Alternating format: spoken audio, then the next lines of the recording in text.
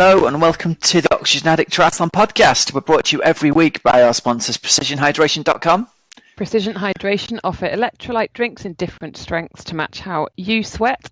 Personalise your hydration strategy today at precisionhydration.com and get a free box or tube of pH worth up to $9.99 using the code Oxygenaddict. We're also brought to you by foodsell.co.uk. The next generation of top tube nutritional carriers for your bike, designed to allow endurance triathletes and cyclists to carry enough food and gels while allowing easy access. Check it out at foodsell.co.uk. And finally, we're brought to you by teamoxygenaddict.com triathlon coaching. Helping hundreds of age group triathletes see huge improvements in their 70.3 and Ironman performances. The time training system makes sure that you get the important training done each week in a way that complements the rest of your life. And hello everybody, welcome to our Ironman UK Super Duper Bumper Special this week. We've got loads on, haven't we, Els? We've been busy beavers in the background. We have been very busy beavers in the background. It's only a week since it was Ironman UK. I was up in Bolton for the run.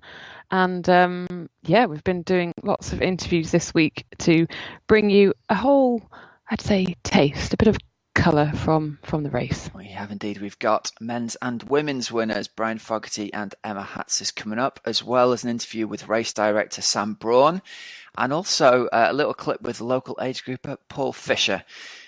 We've got results from Ironman Victoria, Ironman Switzerland, and the results from WTS Edmonton. So, yeah, exciting times, Hals. We're obviously a little bit late with the results from UK because we were mixed up with a pre-record after Ironman UK itself, but we've done you proud this week, listeners, with all the goss from the winners and the race director. So, let's jump right in, shall we, Hals? I think we shall do that. Jump right in. We've got a few bits and bobs of results to go over before we get started. First up, shout out to sponsors Precision Hydration. You can get yourself £9.99 worth of Precision Hydration with the code Oxygenaddict. Get over to precisionhydration.com and take that online sweat test. It's going to be super important if you're racing at the Outlaw this weekend to be hydrated, looking at the weather forecast. It's going to be really hot, isn't it? Yeah. Do you know it's forecast to be 32 degrees centigrade here in the northwest on Tuesday, Hells? Yes, I do know that. Yeah. So hopefully the heat wave will pass before Outlaw full Nottingham this coming weekend. But it looks like it's going to be blue skies and bright sunshine, and there's not a huge amount of shade. So super important that you've got your electrolytes taken care of. If you haven't done, get over there and get stocked up because you don't want to leave it to chance. So precisionhydration.com and get that sorted. Okay, first results then. Let's go through the results, Hells, from Ironman UK to start with. Obviously, there was no pro race there, and we'd already mentioned that the real winners, but what was the atmosphere like at the race? It was really, so I only got up there for the run, and we went into the town centre, which is, the athletes come back and forth past you, and it was great. There were Oompa Loompas dressed up and, loads of cheering, loads of shouting, what you could expect from a town centre race. Really cool. Loved it. Friends of mine who were there said it was even bigger than last year. Like, continues to grow. The support from the crowds is awesome. It looks like the run through Queen's Park worked really well, although it's like a nasty hill, but it sounds like there was good support in there as well. So yeah, good stuff. The overall results, Hells, it's interesting on this one. When you look on the Ironman UK website, they don't have the overall results listed. You got to kind of pick your way through, haven't you? Yeah. So I've got the top three of the men and women.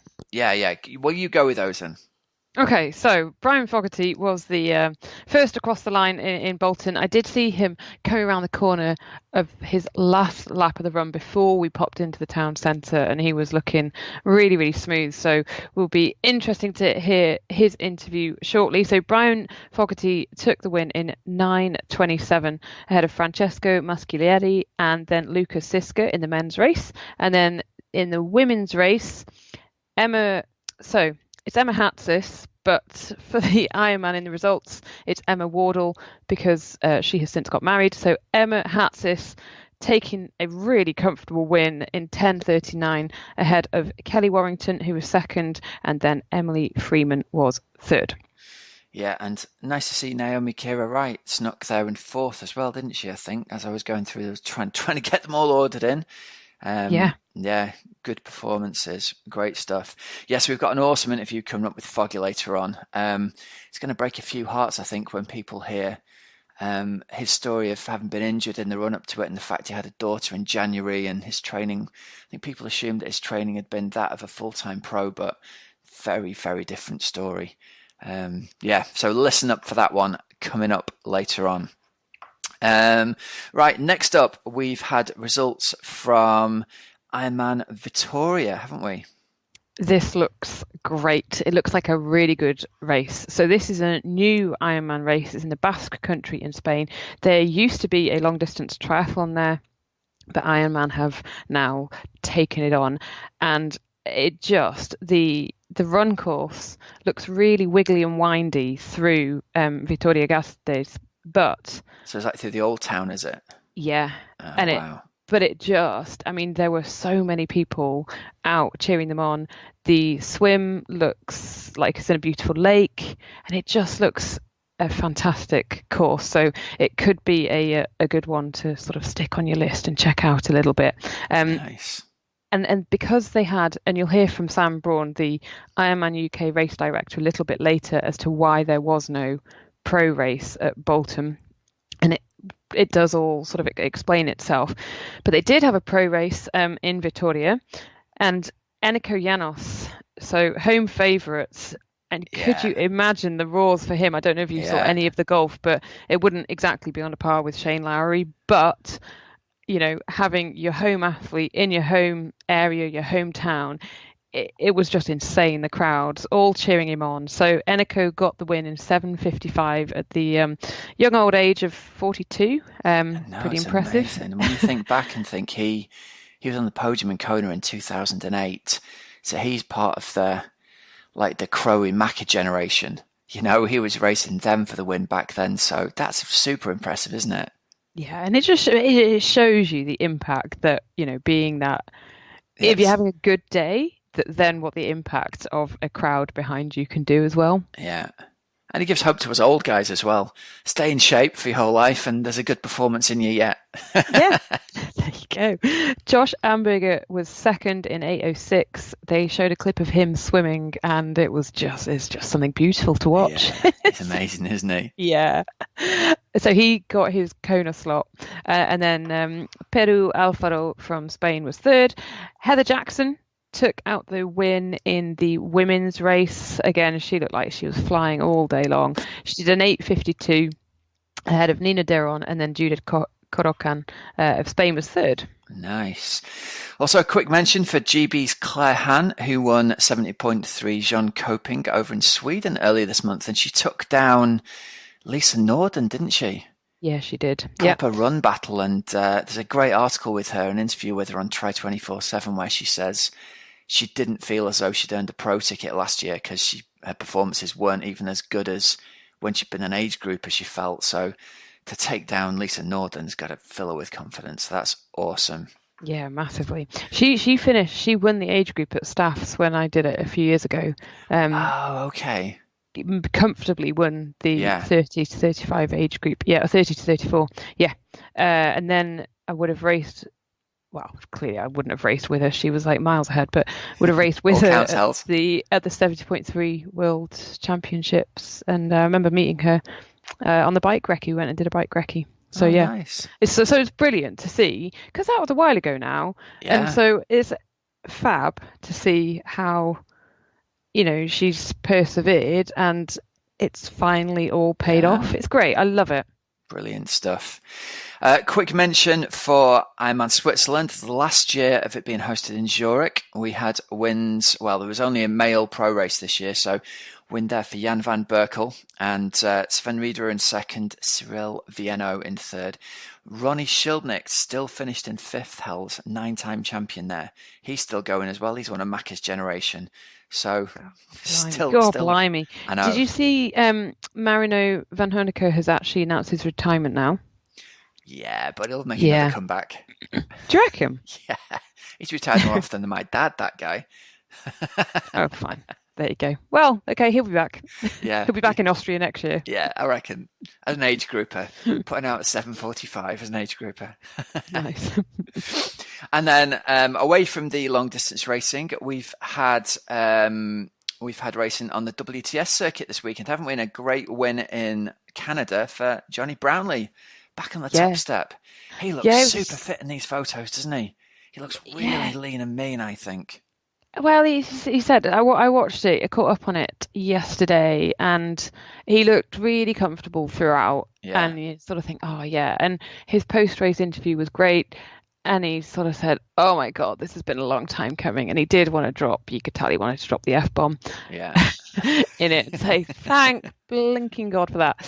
But no, it was really good. And you sort of think, hopefully he's, timing it right to come into really good form when it counts for the Tokyo test event and trying to qualify for Tokyo. Yeah. After that, anything else, he knows how to prepare, and they've got the attitude for big day racing for sure. Yep, definitely. And if you listen to Bucko from last week, like, they're doing so much work to try to cope with the heat as well. So they're doing everything that they can to be at their very best. Yeah. Good stuff. All right, so we have got bumper amounts of interviews to get in this week. So we're going to go over, first up, we're going to have our interview with winner of Ironman UK and Uber biker, Brian Fogarty.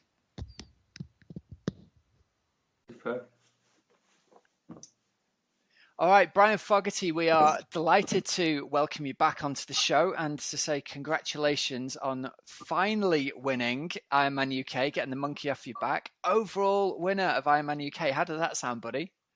Sounds awesome, mate. Yeah, can't hear that enough times. Yeah. Over the moon, pal. Over the moon. Has it sunk in yet? No, it hasn't, to be honest. I mean, it's been a bit of a crazy couple of days. There's been a lot of social media and things like that, a lot of comments and stuff. So it's still going through them all now, just trying to bloody like everyone's comments, because it means so much that people will go out the way and do that. I'm really, really blessed to have so many people wishing me well and all that. It's touching. It's touching. Really who's that in the background? Introduce her for us. Eslyn, my little baby Eslyn, little shining light in my life. She came in. She was born in December. So it even makes the win even more special, because like the first 6 months, as you obviously know, with having a couple of children, it's hard. But she's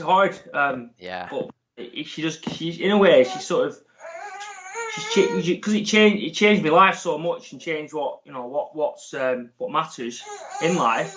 And in a lot of ways, putting Ironman a little bit, obviously, I was definitely on the second down the list, So yeah, she's great. She's my inspiration. So this is really going to be a kick in the teeth of your competition when they find out that actually after that dominating performance, your last 6 months have been sleep deprivation, falling asleep in the car, falling asleep on the turbo.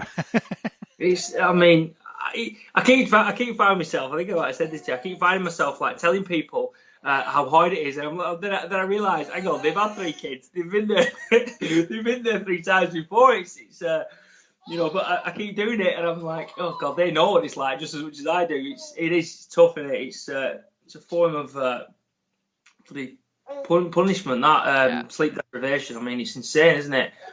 But I tell you, mate, no new parent can believe that sleep deprivation isn't on that list of the UN's things that you can't do to prisoners of war. It's just horrible, isn't it, when you don't get a decent night's sleep for ever? It feels like it does. I mean, it's like anything. It's like you can do a couple of nights is one thing, but after 2 weeks of it and 3 weeks of it, and it's just oh my God, you lose all sense of anything. So let's talk about that, man. How have you managed it? Because I'm sure so many people who are listening are going through. I mean, anyone who's been an athlete or taken the triathlon relatively seriously and then had kids, and your life changes. It never goes back to how it was. It's different afterwards. How have you managed the 6 month period? Well, of having your daughter? The thing was, a few things really. I mean, I was ready for the change, so I think that's a big thing. I was more than ready for whatever was needed. Whatever was needed, I was willing for that. I mean, if you're constantly fighting that, I can imagine it all being a lot worse, like a process. but I was more than ready for whatever she needed, and I needed to sacrifice. That was it. It was just a given. So mentally, I was prepared for anything, and it was just a case of knowing that it as you know, again, the early stages are the hardest. She's just turning, I think 7 months today actually, which is flown. But each month does get easier. And I sort of kept believing that. Obviously, I had people like Matt Bottrell, Tony Cullen, yourself, lots of people are always on advice, giving me advice. Just, it will get easier. Just stick at it. Just stick with it. And it did. It did eventually get easier. I've got a very sporting wife, obviously, as well. But the other thing is, I cut out a lot of the crap that maybe I was doing previously. Just like excess, maybe, when I was getting like massages. No massages. Didn't have massages for months. I used to try and have one quite regularly. I cut down. I had to reduce my swimming time, which was hard to do because I know it's my weakest discipline. But I had to accept that because the swimming is one of those, isn't it? It's not just the time swimming; it's the time, the prep to get there, and all that. So I had to accept that I was only going to swim twice a week. And also the other thing that I did do, what I've never done and I've always struggled with, was I had, with my injury as well, going into last winter, I had 14 weeks completely off running. And I had 9 weeks completely out of the water, which for me is a big, it's tough to take mentally. But obviously I had a focus with Eslin. I kept ticking over with my bike. I kept that going. So I kept fit. And I think that was the key. I kept fit. Not necessarily race fit, obviously, but I was fit. I wasn't putting on weight. I was still keeping ticking over. And I was able to, when I could start ramping it up, I wasn't far off, and then I found myself within 9 weeks, I started knocking on the numbers of where I was at in the pool and on the running, and that's how it's sort of gone. And so it was all a bit of a lesson as well to learn from my own sort of from a coaching aspect and as an athlete. It was interesting to know that you can have that time off and come back quite quickly if you keep fit, if you keep ticking over. Obviously, if I'd sat on my backside, put on a stone, ate loads of crap and lost, you're making it whole a much steeper climb to get back, So that was something that I did, and with so far the season's gone, I mean, I proved that it can be done. Yeah. It's a great testament to triathlon, isn't it? Because if you come from any kind of single sport background and you get injured, that's it. You don't get to train.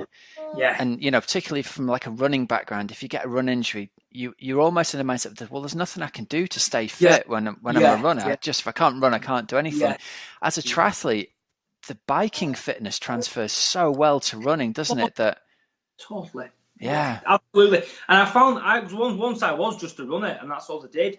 And I don't know if you were, but I found that whenever I was injured, obviously you cross-train to try and keep some sanity, but you never felt satisfied with it. It was never, because it wasn't running. Running's the only thing you did. It was like, it's just not enough. And that was what actually got me into triathlon. The fact I could genuinely focus on 3 separate disciplines with the same intent, and if need be, if one was a bit, for whatever reason, I couldn't bike, I could run, and you can just, make it all work and keep fit and keep actually improving.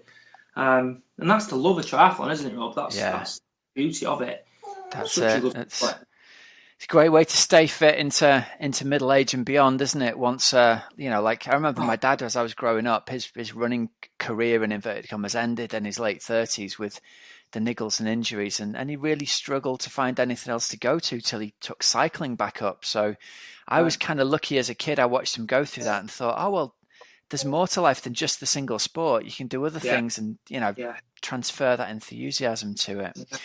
Now, you mentioned there your injury, obviously. This all came about through your year that you had last year, where if anyone in the world had more bad luck than you in athletics, then I'd like to meet him. Yeah. You had, was it 2 crashes at Bolton and then a crash at Outlaw again that you had last year? Is that right? No, wait, 2 punches at Bolton. The second puncture sort of made me crash, if you will. It wasn't a crash as such. I basically just couldn't go around the corner because I was actually on my carbon, so I had to straighten it up and just go straight into the field. So that was the end of that. And then I tried to bounce back quickly going to Outlaw, which we had a good chat there, didn't we? Yeah. It just wasn't meant to be. I was just, to be honest, on hindsight, just a bit reckless riding, not really being focused enough and come off on a tightish corner, and that put me back a bit as well. Yeah.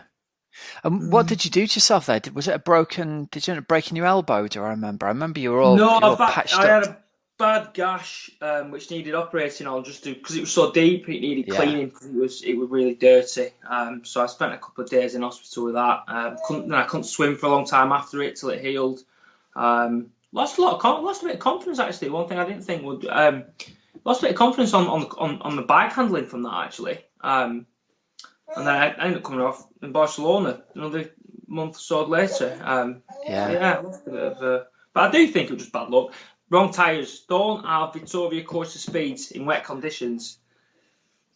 Because they are like mirrors on the road, aren't they? Yeah. Big mistake, that. Big mistake. Yeah. There we go. But then, so we've had the injury there. You had a bit of rotten luck with the training during winter, and then obviously childbirth early in the new year.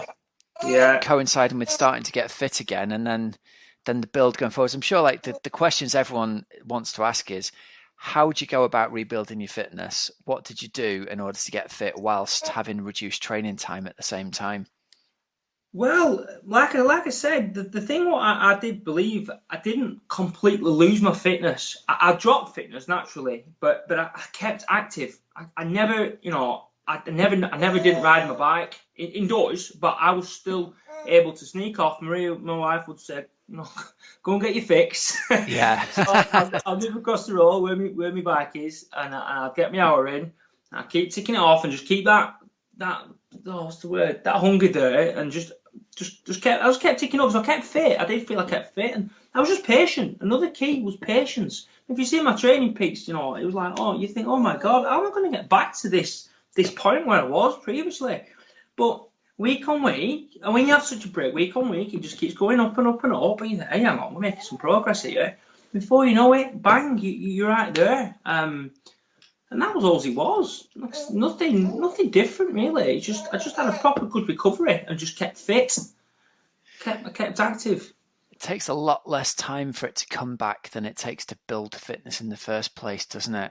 Exactly, yeah. See, that's an experienced coach there, isn't it, from you there? Well, yeah, we've often talked, like my analogy for this is like you watch somebody carving out like a pumpkin. Like the carving out of the pumpkin is the building of the fitness. And once you've carved that pumpkin out, if you leave it alone, it's going to get all furry on the inside. Yeah. But then when you come back to it, it doesn't take much to get that fur out of the inside of the pumpkin, and you're left with a great big engine, that big hollow pumpkin's there, and it's still got the capabilities. Your body doesn't forget. I think our mind forgets and we lose confidence. And then you go out and you deliver a performance and go, oh, well, actually, I thought I was 20% off and I'm actually 3% off. Exactly. So it comes back much more quickly, doesn't it? Yeah, absolutely. And it's only that I've done it. It's probably the best thing I needed. I was reckoning up actually the other day. Since 2013, I think I've done about 25 Ironmans.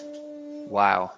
So I've quite, looking back, I've actually probably overdone it a bit, and was well in need of a right good rest, and it just came as a forced rest. But it's certainly something I'll be doing again, definitely, having that extended time just to really back off and just I don't know. There's probably more goes on actually within your body. What in terms of the recovery process, the scientific side of your hormones and all the rest of it, just really just come good again and just allow you to go again for a big push for the following year. It's interesting that, isn't it? The enforced rest making you have like an end of season break. We read those stories, don't we, about Sam Brawn always going, I just take 5 weeks to go surfing. And you go, yeah, but you still run and ride. And he goes, no, I'll go surfing for 5 weeks. And he's done that every year.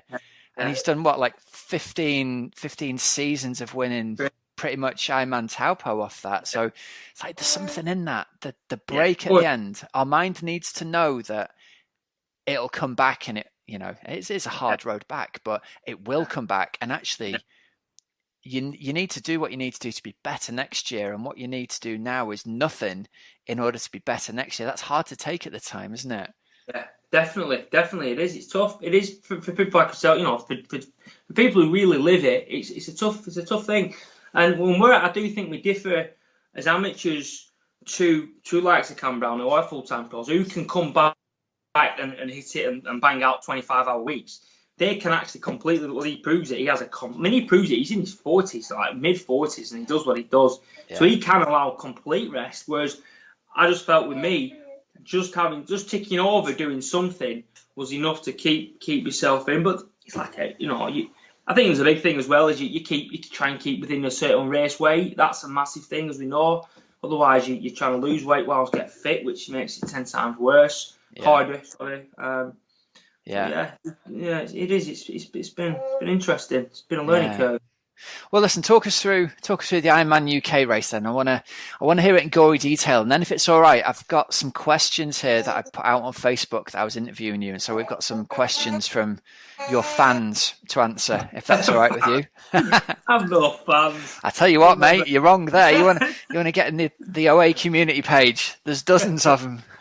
Oh wow, that's nice to know. Right, yeah. So where do we go? Yeah, well. Obviously, last year, I mean, my focus from all year was hopefully having my first holiday and first race. We're going to be Lanzarote with my daughter, so that was the biggie.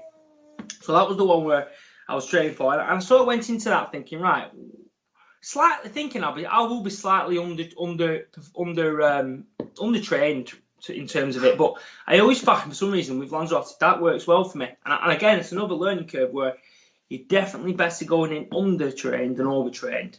It's a lesson learned. Because it was early season. In effect, from very little, within 5 months, I was on the start line in Lanzarote, which, as you know, is a damn tough race. But on that, I had my family there, and I thought, nothing to lose, go and do it. And I'll tell you, I think that was my best performance. My best performance today, I believe, was Lanzarote. I punctured. I lost 10 minutes with the puncher. That's right, yeah. I had an aluminium training wheel on for the last 2 hours of the race instead of a disc, which would have took time off me. And I bounced off the bike and ran a short 3 hours. I thought, bloody hell, you're in good nick here, right? So 7 weeks then to UK, which was again my second, probably my biggest goal really, being a home race, being non-pro this year. I'm never going to have a better opportunity to win the biggie, which is Bolton.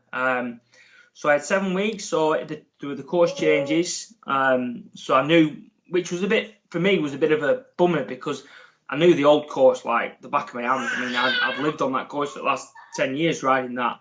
So it was slightly changed. I mean, it wasn't far, so I just had to get on that course as much as I could.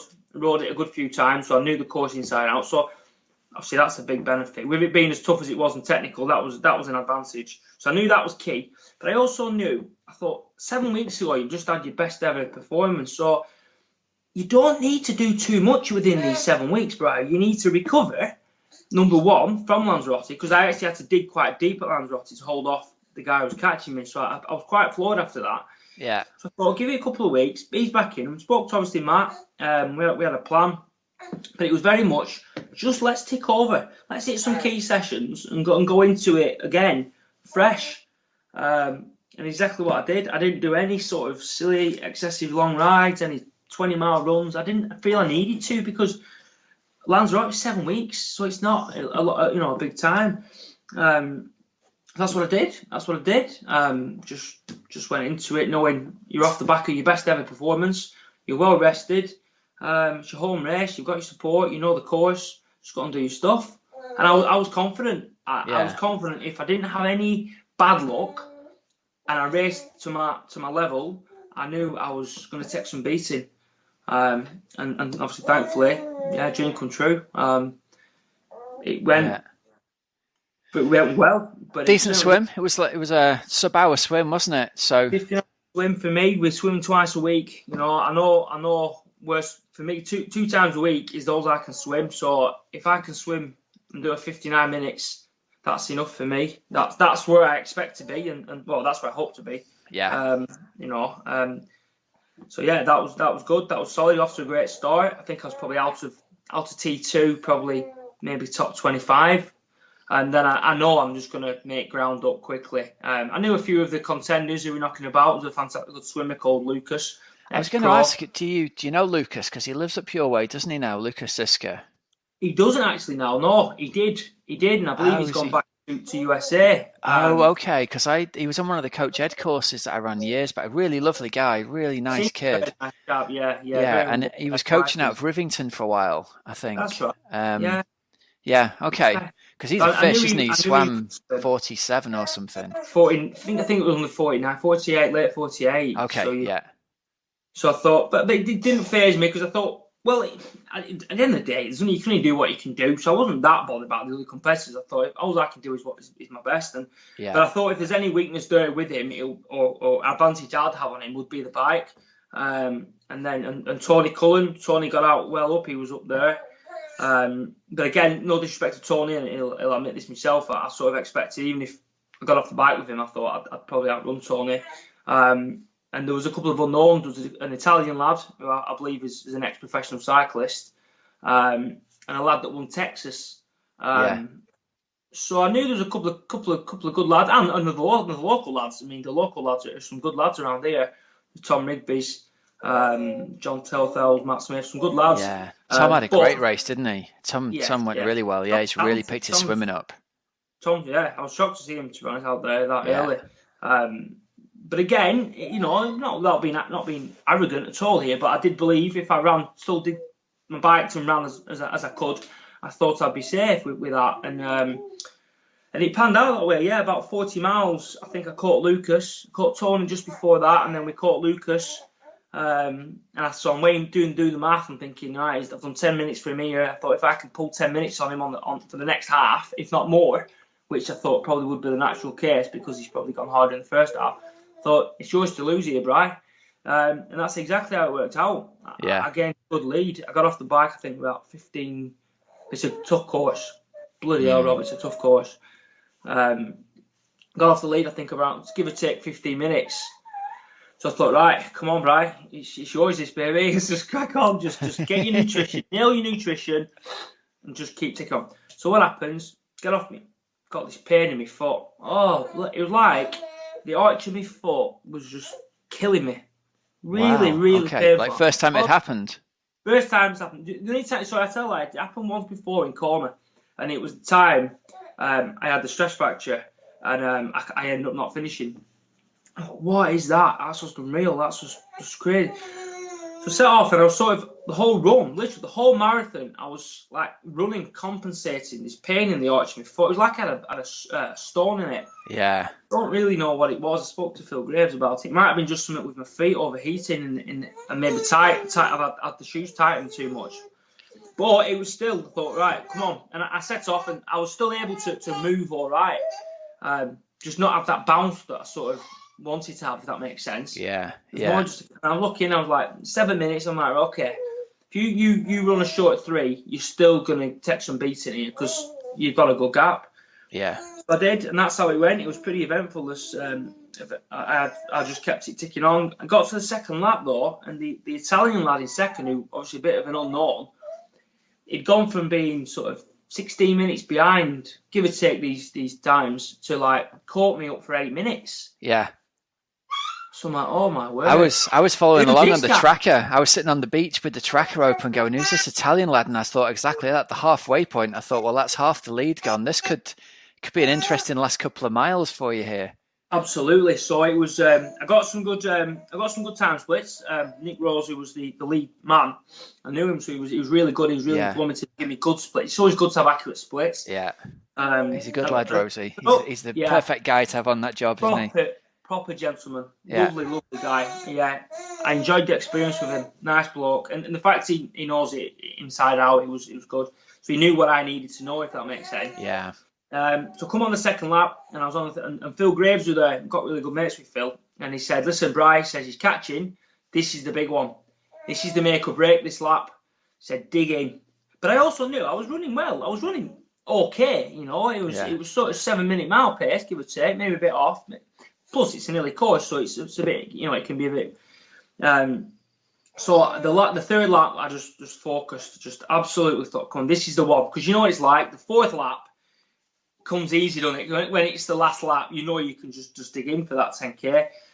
So I did exactly that. I just really focused on making sure I didn't slip, I didn't drop, because that 8 minutes I knew damn well could have swallowed quickly if I had stopped walking. Yeah. But I also had it in the back of my mind, if this guy, this guy's a superstar if he comes on that course and does a 2:45.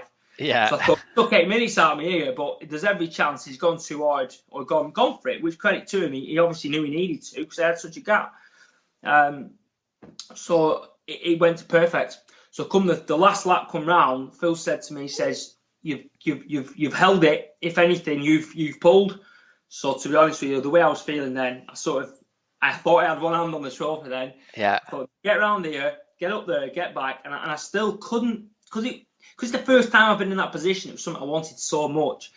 It's the first time ever. I was quite, I don't say rude to fans, to the support, but usually I'm like acknowledging people and I'm like high five.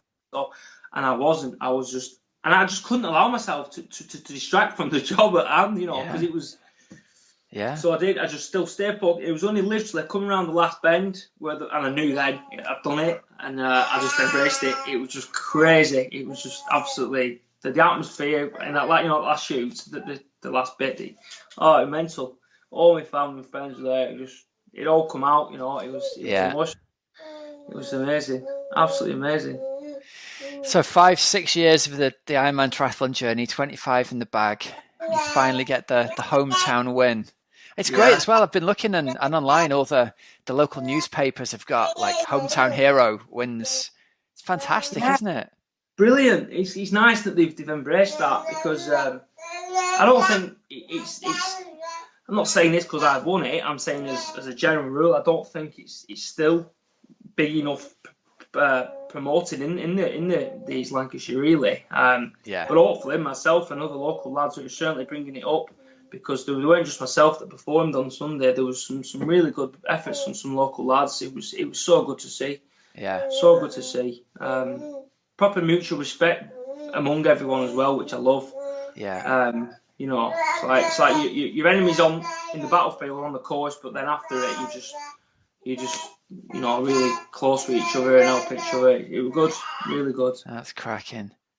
Well, let's talk about the bike course a little bit more. There's some good questions come through here. Pete Cowan on Facebook says, guessing talking about the bike course will be high on the list.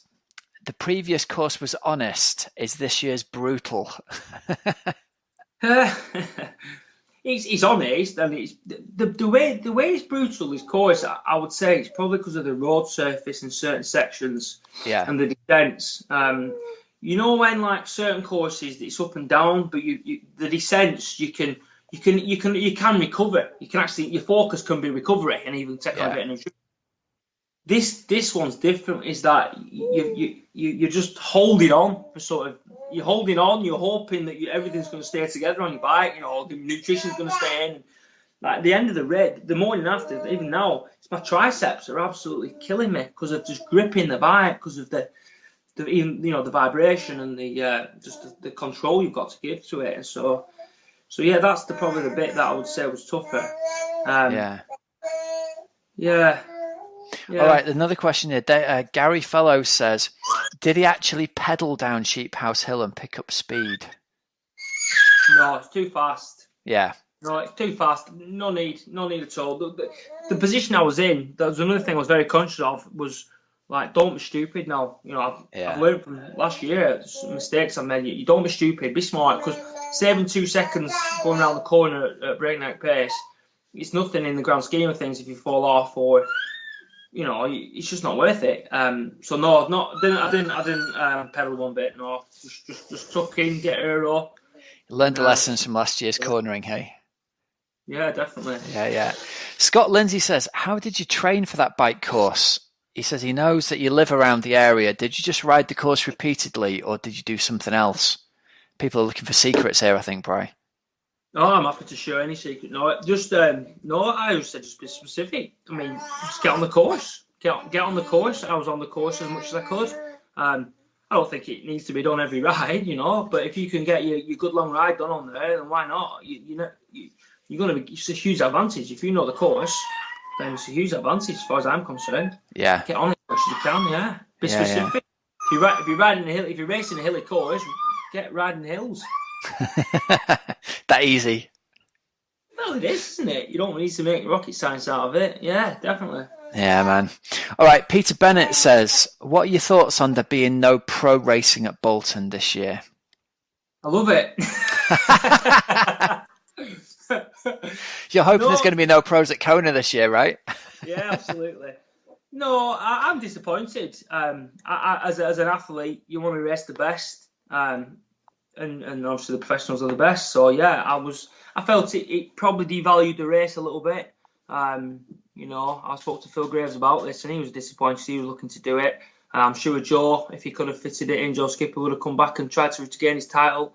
But it was what it was from my point of view. It was out of my hands. I was just I just wanted to win the race, and that's do what I can do. But yeah, I think as an out and out triathlon Ironman fan, you want to see the top guys, and maybe your first timers who are sort of new to the sport aren't aware of other people. It probably doesn't have that same effect. But for the likes of me and you, and we want to see the big guns racing. We want to watch them, and we want to race against them. So yeah, it's a shame, really. I thought it was devalued the whole thing a bit, really. Yeah, that's a shame. Yeah. Don't even know. Do you know at all why it was the case? I don't to this day know why. I honestly don't know. I don't know.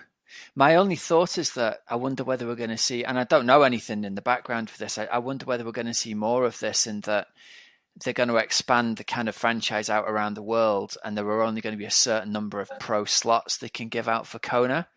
Maybe that's it. Yeah, that was my only theory. I know obviously they've got Cork this year, so Cork took slots. So maybe it was just they had to pick one or the other. Yeah. But I do know, like you say, it's happening more over the world. Interesting. Shame. Right, Lee Spohr says, did you find that your 1X dinner plate chainring was okay for that course, or were you wishing you had a few less teeth on it? Were you riding 1X? Yeah, single ring, yeah. Oh, 62. Interesting. A what, sorry? 62. Wow.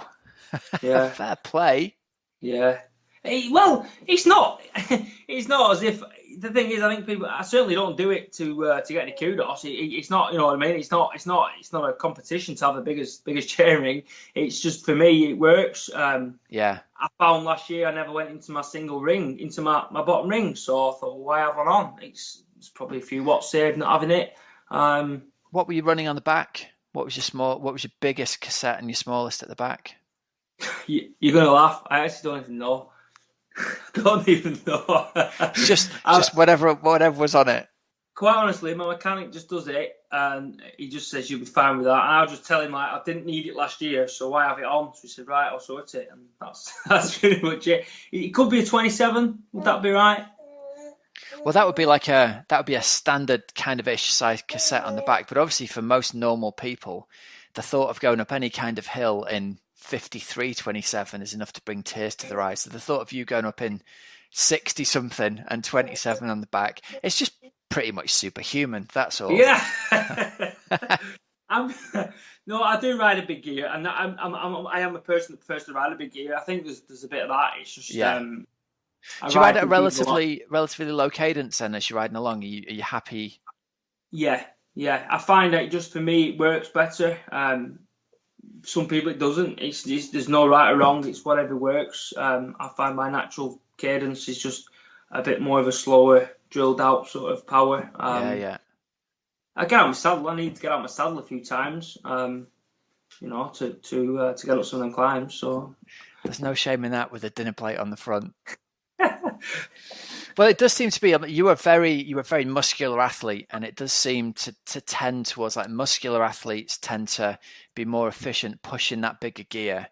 Thinner athletes with less muscular strength tend to need to, the Chris Froome idea, spin the gear quickly. But I mean, like you say, mate, it obviously works for you. Yeah. And it's not something you'd read in an instruction manual, but you've done the maths and gone, well, I never needed the small chainring, so why have it on? Exactly. That's exactly it. Exactly that. There was no real logic other than that. Just, take it off. I don't need it. And I did the same at Lanzarote, the same at Bolton. Obviously, there'll probably be some courses that it is too much, but I just knew these courses it would be fine. So that was my theory. Yeah. Thanks for that question, Lee. Yeah, it's a nice one. Glenda Kennedy says, how are you managing to balance training, coaching, home life and work? All these things. Yeah, tough. It's tough, and it's like every other athlete that has to balance those things. Balance is key. I have to prioritise things. I have to, like I said, I've sacrificed my swimming this year, knowing that isn't going to improve this year. I've accepted that. But then again, it's made the swims I do quality. The thing what I found this year is because I've had less time to train. Yeah, everything has had to be quality. There's not been any crap. When I've had the green light to go and do my training off my good wife, I get that done. And it's like there's an extra. I always pride myself on being quite a focused, dedicated guy, but it's like that extra little incentive now. It's either do it now or you don't do it. So I'm out in.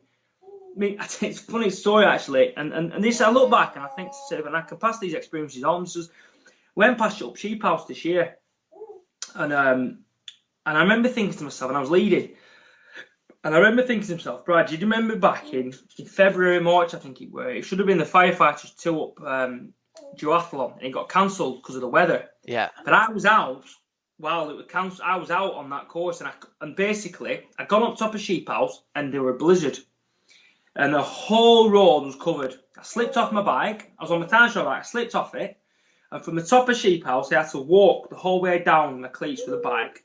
I got onto Belmont, I walked up, and it was, I swear to God, I couldn't feel my hands. I actually think I got frostbite in my hands. It was absolutely bitter. My cleats, I couldn't ride down Belmont because my cleats had frozen up. Because I was walking, my speed play cleats had got stuck with mud.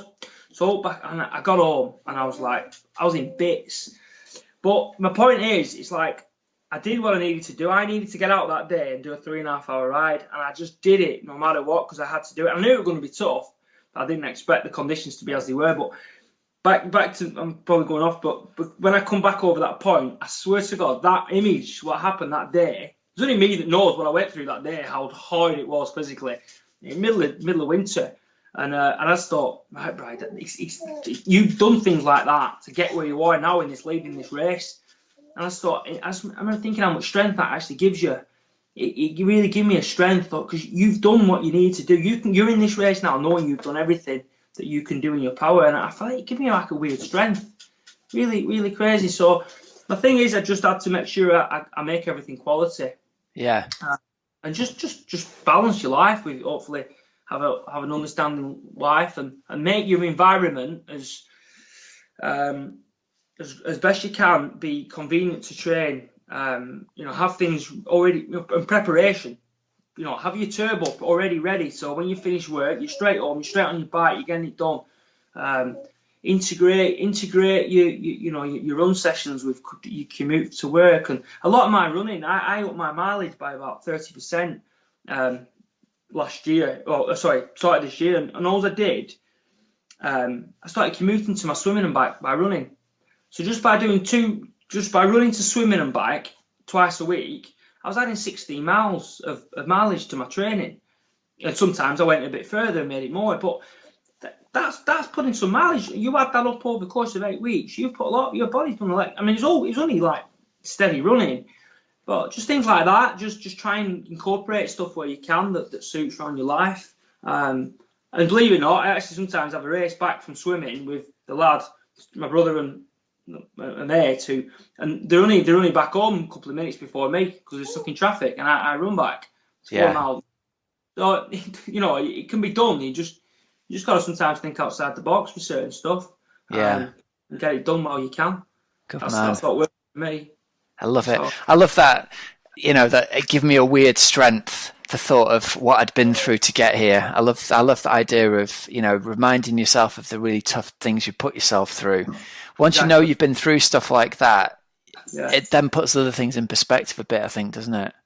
Absolutely. I knew what I did that day was the hardest thing I'd probably ever done. Honestly, the race got cancelled, and as I was going, it was blizzard. So literally, I got to the top of Sheep House, just slipping and sliding, and I had to come down the other side. And I slipped off. It was just covered in snow. It was a blizzard. And it was just horrendous. And no one would understand what I went through. But I remember thinking, if you've done that, you can do this. Good lad. That was how it went. Yeah, it was really weird. Really, really weird. That's what I thought I'd share it because I remember it come to my mind. Yeah. All right, I've just got a couple more before we wrap this up, mate, if you don't mind. No, it's fine. Andy Heaps says, what normalised power and or percentage of FTP did you need to ride that course in 5:11?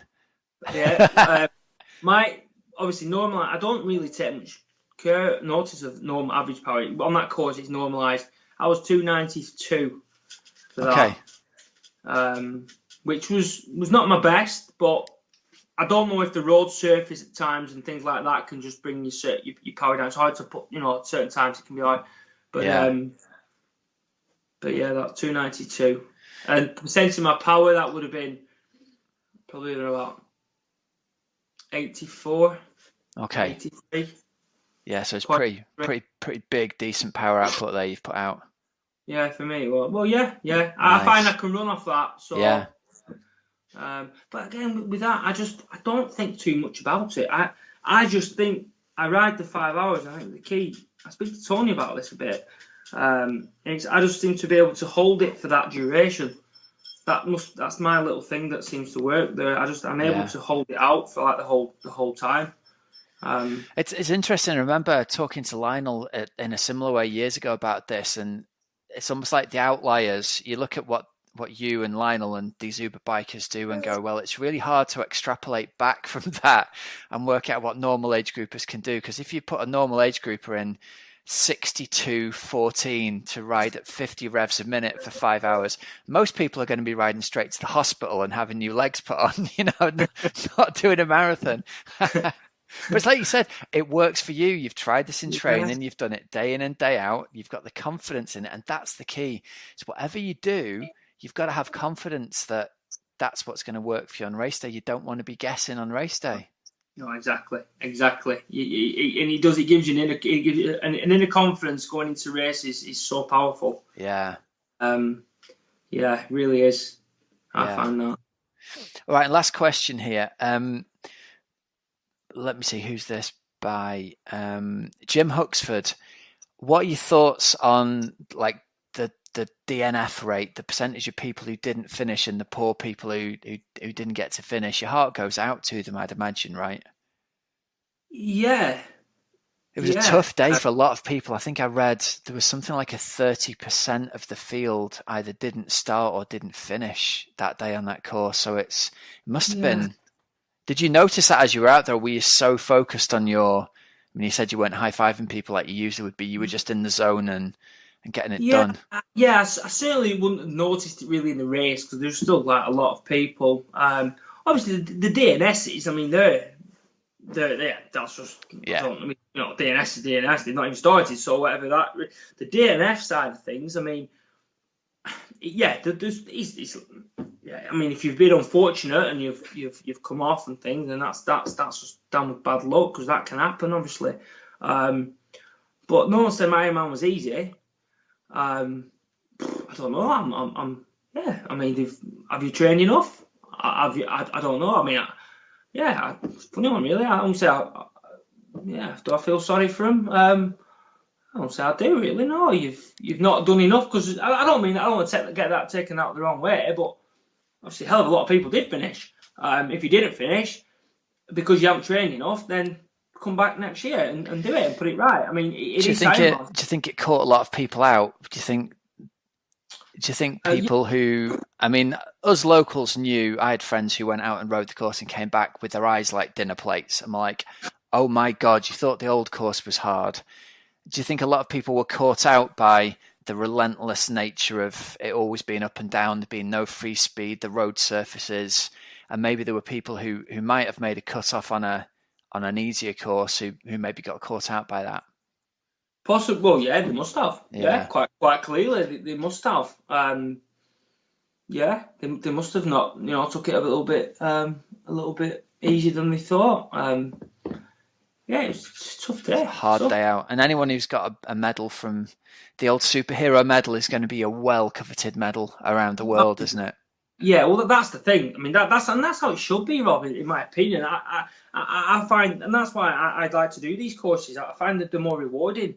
Lanzarote, Wales, Bolton, you get that medal and you've earned it. I'm not one of these, Arizona and you've got to swim and then you're in a pack for 5 hours or whatever, and then you go and run a nice little jolly marathon. I don't think that's quite what it should be. I don't get. Well, that was how I was going to end this. I was going to ask you, are you ever tempted to go and do a course like Roth or Austria or Arizona or Texas that's got that kind of, you're riding on a motorway for 4 hours and just see how fast your power will take you on that kind of course? Or does it just not interest you? No, it does. It does. I mean, I tried last year. I went to Barcelona looking for get a time, and it just didn't work out. I wasn't really right frame of mind or prepared for it, but I give it a shot, and I didn't do so good. I actually crashed. I did finish. So no, it's nothing to do with that. I mean, I will have a go at some point, but it just works for me that to be competitive, I need a bike that's honest and true, because it doesn't work to my strengths. I'm never going to be a front pack swimmer as long as I live.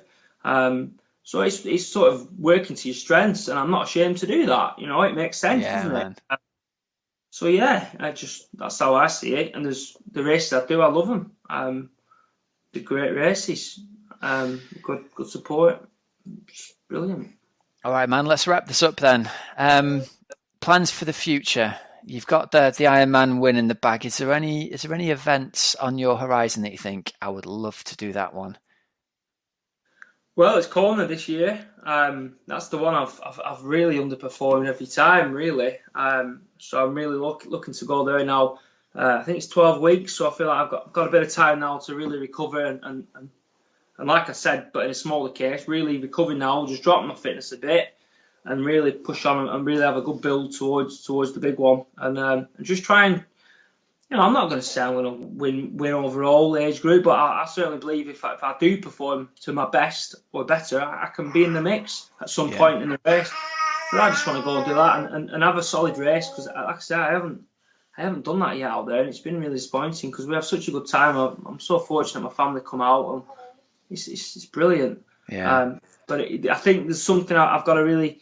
I might speak to you off air as well if you have any ideas. I know you've got a lot of valuable experience and stuff, and I want to see, or if any listeners can help, but really get some protocol on how to train for the heat. Because I've always took it whenever I've like a few sessions with a few tops on to try and overheat and a few saunas and baths, but it clearly just not been enough. So I think I just need to focus, make that more of a training session than an actual just add-on. Yeah, totally. If anyone has any things that can help me with that, I'd much appreciate any advice. Yeah, cool. I'm not able to go out and train in the heat for 3 or 4 week training camp. It's just not going to happen. Turn the heating up, mate. Get the thermostat dialed around to the right. Maybe that is it. Maybe that is all it is, and I just need to do it regularly. But yeah, one way or other, I'll be better prepared this year. Good. Well, we look forward to seeing how you get on there, mate. But listen, congratulations. It's you're a very, very popular local athlete and now national athlete for a reason. And I tell you what, you win Ironman UK, mate. Your name's on the list forever. It's going down in history, and it couldn't happen to a nicer guy, mate. We're really chuffed for you. Thank you very much, Rob. Really nice. I appreciate it. Thank you. All right, buddy. We'll speak to you again soon after Kona, then, I hope. Yeah, definitely. I love that. Thanks, mate. So, Hells, that's a, get this, 62-tooth big ring, chain ring at the front, no small ring, on a course where everyone I know, even the decent bikers, are putting bigger cassettes on the back to go with their 34s on the front. Brian's like, yeah, never used the little ring, so we just took it off.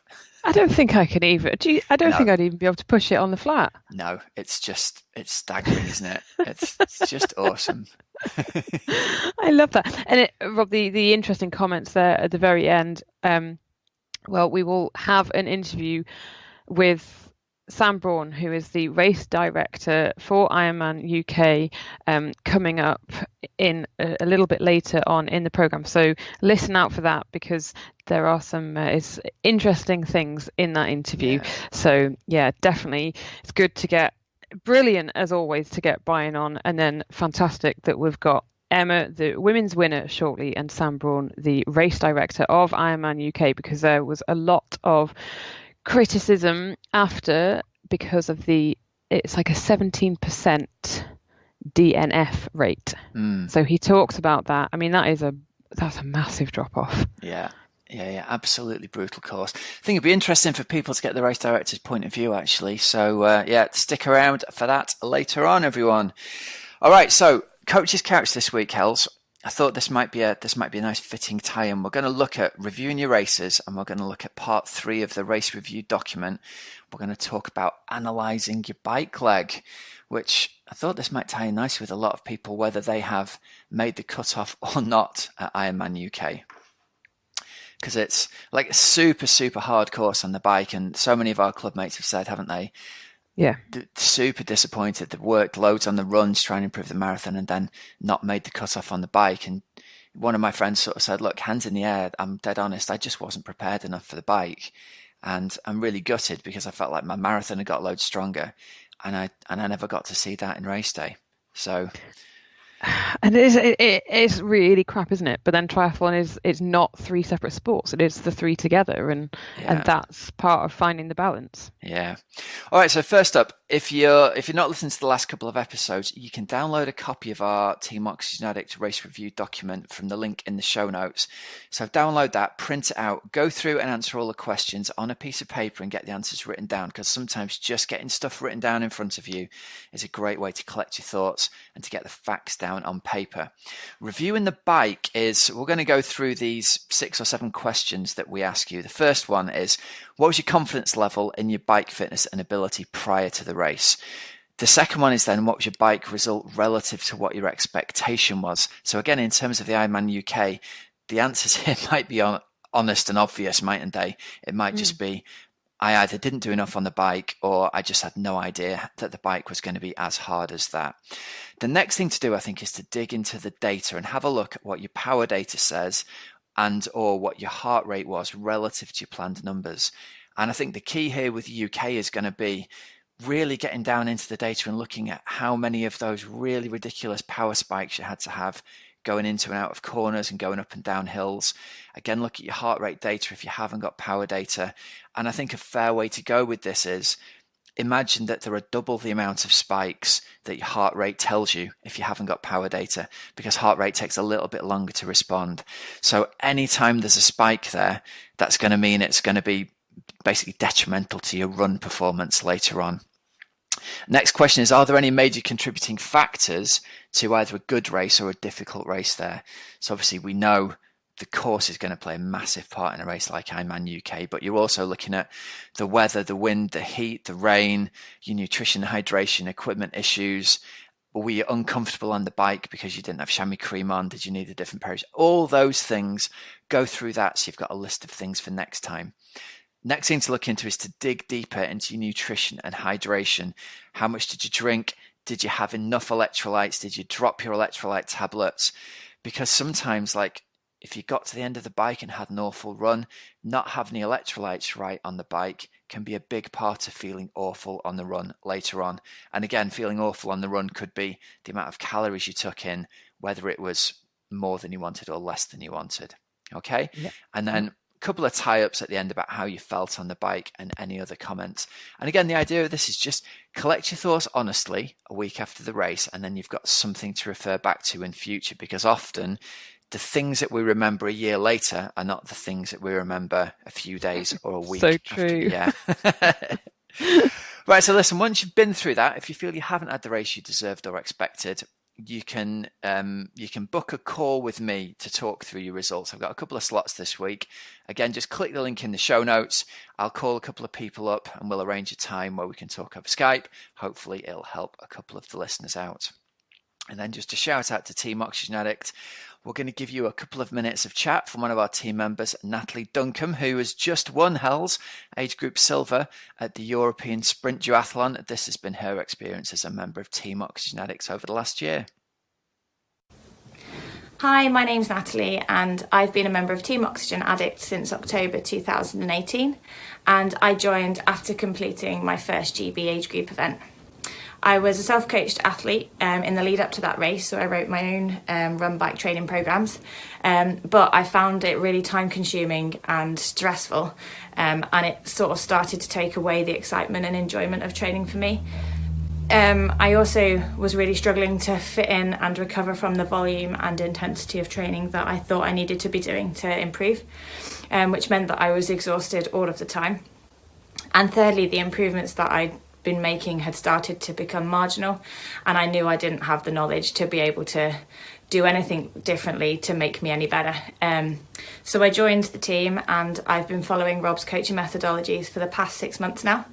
And one of the big differences that I've noticed is that the focus of the OA training methodology is very much around making you a better multi-sport athlete, and not necessarily making you the best runner, swimmer or cyclist. And I think that's a common problem that a lot of us self-coached age groupers face. So that's been really valuable in changing my attitude and approach to training. A couple of the differences that I've noticed with what Rob's training plans look like compared to what I've been used to doing before is the focus of intensity on the bike. So there's some really key quality structured bike sessions that feature every week, and they've been invaluable in improving my strength and confidence out on the road. And that has been reflected in the improvements that I've seen in my FTP. So my FTP's gone up just short of 20% in the past 6 months, which I'm really pleased with. One of the other differences is the approach to the long run. So the long run is usually a combination of running and walking, which was really difficult for my ego to get over. But after a couple of training sessions, that's actually become a really enjoyable session in the week. And it's certainly improved my robustness as a runner, so I can run further with better form and not need so long to recover every week, which is great, and certainly helps with the exhaustion problems that I was having before. Recovery is a really big improvement that I've seen since following this training plan.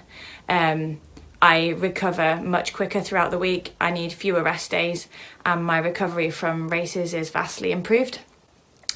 And I think one of the other things that I was concerned about was the absence of fast running, and that combined with the run-walk approach to the long run, I couldn't see how I was going to get any faster, but I've certainly been proved wrong. This time last year, my 5k time was just short of 20 minutes, and I am now within touching distance of running a 19-minute or faster 5k, so that's been great.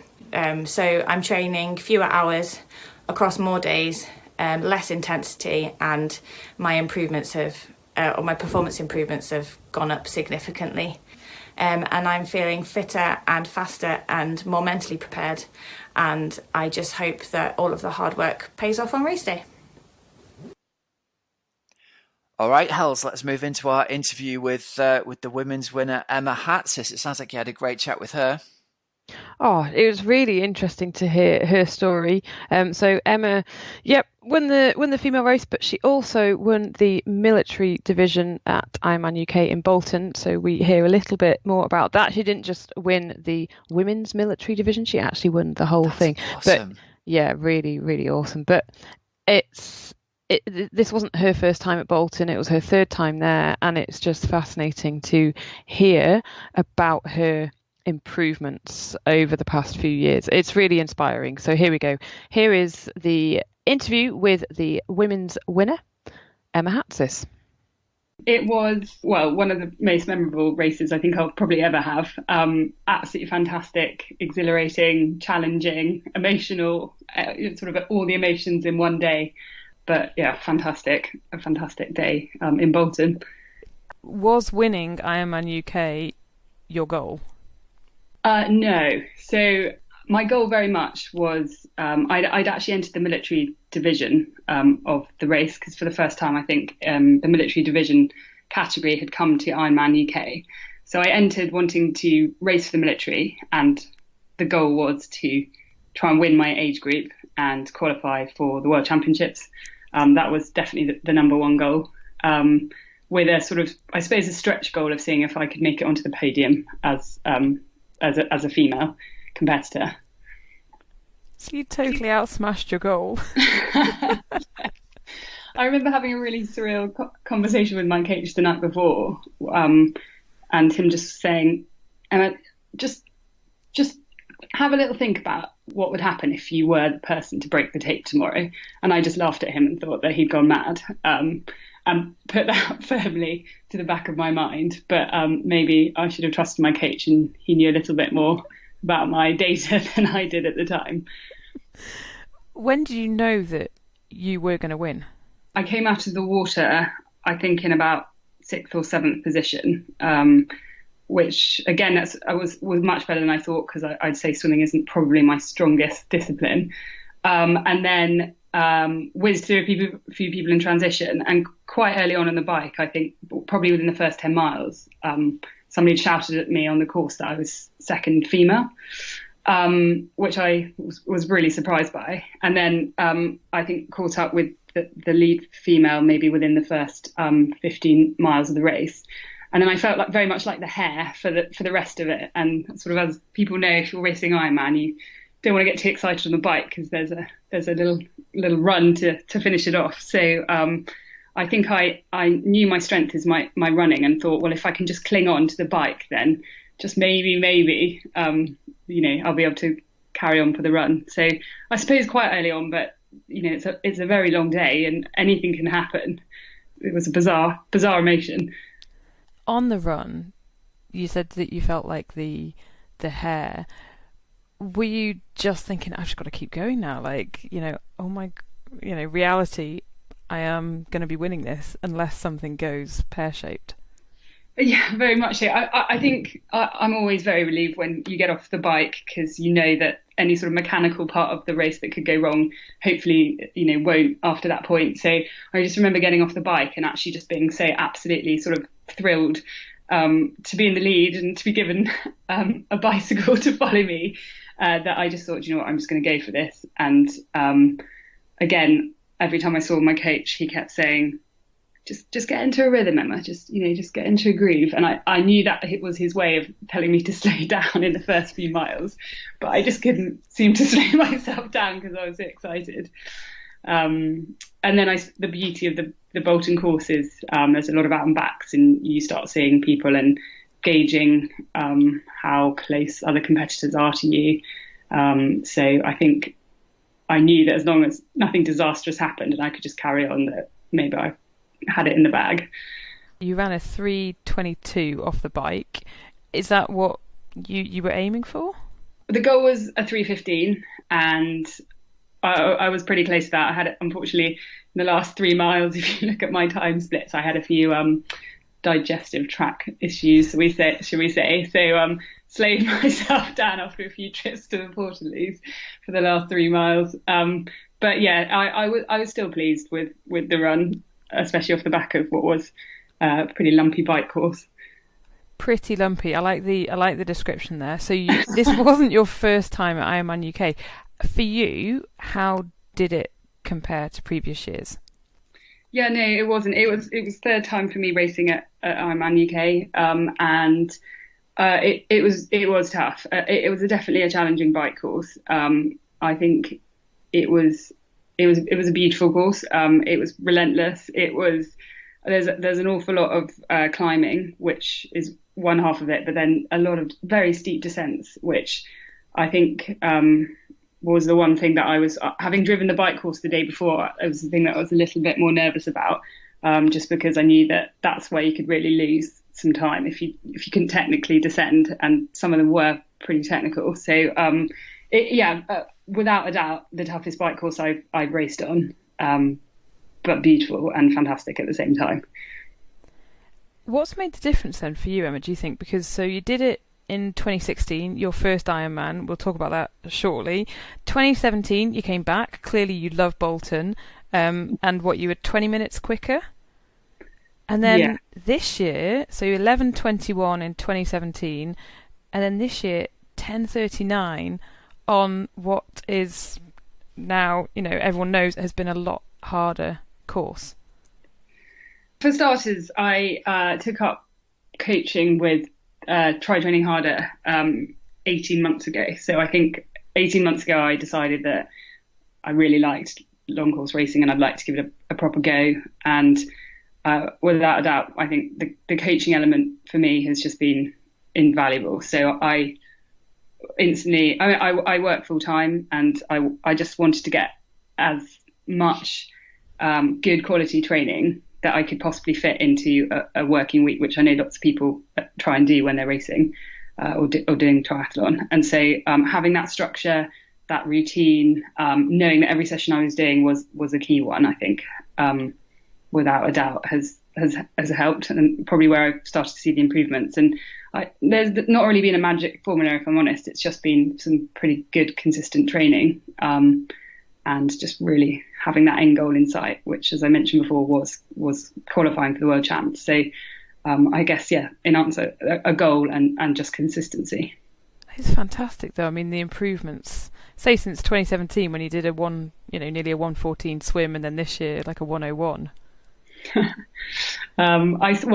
With swimming, I think, as I mentioned to you earlier, I hadn't even raced a triathlon when I decided to sign up for my first Ironman, and the last time I'd probably competitively swam a length up and down a pool was when I was 13 years old. So it was definitely probably the more daunting of the three disciplines. But I've joined a local swim club. So we have a master swim club, and I get up early 2 or 3 mornings a week. And I think just, again, training with a group and making training fun again. And I've gone from sort of slightly dreading swim training to looking forward to it in the early mornings. So that's definitely helped. And have you always been a really strong runner? Nothing notable to my name at all. I've always enjoyed running and run as a hobby my whole adult life. But I suppose I think it's probably, I wouldn't say I'm the strongest runner out there, but I can run quite well off a bike. So again, we've not had to play around too much with my run, just getting in some good, consistent long runs as part of my weekly routine. I think it's really helped. I do a lot of run commuting, so I will run to work, which is about 10 miles, and then run back in the evening, which is a great way to get in the big miles, but at the same time fit it around your working life, which really helps. It's really, really impressive. It's awesome to see the improvements that you've made. And I mean, did you when you did the first Bolton, so 2016? Did you get to the finish line and think, oh, that was brilliant, I'm on it again right away next year, love this? Yeah, pretty much, actually. I think there's something pretty magical about the events that Ironman puts on anyway. And I remember finishing and exactly as you said, just the bug instantly got me. And I think it was almost within a week I'd signed up to my next event. And again, quite naively, just hadn't given it any thought about that maybe you need to recover from these things, or what you need to do to get yourself to the start line for another race. But no, it was instant for me. I've absolutely loved it, and I love the fact that the training itself just gives you a wonderful consistency to your week, and I love the competitive side of it, actually. I know a lot of people like to do things for fun as well, but as in the competition is what really gets me. I love being on the start line and all those months of training coming together and just giving it everything you've got.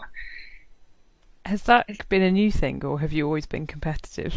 I've always been very competitive. I think maybe this is just the first time it's been channeled into something. So it's always been there, but sort of first time I've had to, or I'm getting to start to enjoy competing. And I think that really only sort of started to fall into place for me last year, I think, when I actually thought I do want to really try and compete in triathlon, and especially, as I keep saying, the Ironman distance. And so I think that was another thing, that was that drive that actually, I'd really like to see how far I can take this.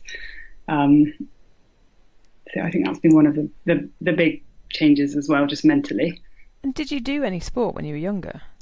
When I was younger, I was quite active. I've always sort of, as I said, a running background, not that coordinated, so it wasn't really into all the ball sports. But the way I got into cycling was when I was at university. I decided at the time to buy a road bike with a friend of mine. We both bought a road bike, and it was quite a new concept back then. And we had a spare summer and decided to just fly our road bikes out to the Alps and cycle through the Alps, do everything, start in Nice and then finish in Geneva.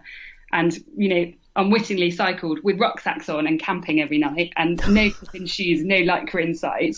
We cycled sort of pretty much all the big famous cols and climbs of the Alps. but completely sort of not realizing what we were doing. And so that's how I fell into cycling. And yeah, it started off as just a very fun, casual hobby and a way of seeing some beautiful mountains and climbing, and then realized that actually quite wanted to start doing a little bit more of it in a competitive environment. So then did you do a bit of racing before then you signed up to Bolton? That first time? No, I didn't with cycling. I think I just sort of fell in love with the romantic aspect of cycling. So we did a lot of cycle tours. I'd cycle across the country. I took my bike out to the Himalayas and cycled as far as I could to Everest Base Camp, and just random stuff where it was like cycle exploration. And so I knew I could sort of sit on a bike for hours on end. But actually, the one thing I did really struggle with was the switch to having to then try and cycle for performance.